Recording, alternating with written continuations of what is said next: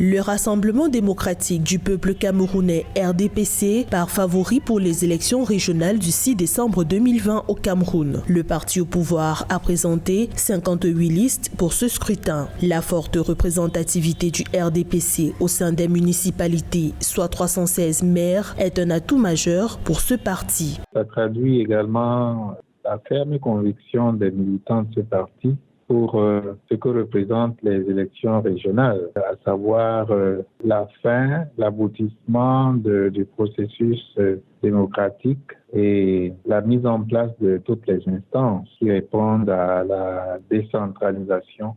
Pour les élections régionales, 14 partis politiques sont en course pour 900 sièges de conseillers régionaux à pourvoir. À côté du RDPC, d'autres partis veulent remporter un maximum de postes. Il s'agit notamment de l'Union nationale pour la démocratie et le progrès, UNDP, qui a déposé 11 listes de candidats et 7 listes pour le compte du Parti camerounais pour la réconciliation nationale, PCRN. Le jeune parti du député Cabral Libi veut réitérer la percée réalisée lors des élections locales de février 2020.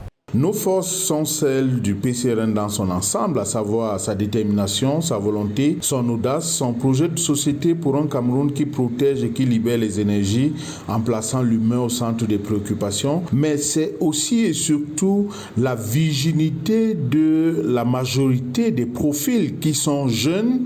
Et ça compte dans un environnement où les citoyens ne font plus suffisamment confiance à l'ancienne garde politique. La décentralisation a été de tout temps une préoccupation majeure de l'Union nationale pour la démocratie et le progrès depuis la tripartite de 1991. Ces régionales qui viennent compléter, qui viennent parachever les dispositifs de la décentralisation, nous attendions donc ces élections de pied ferme depuis longtemps.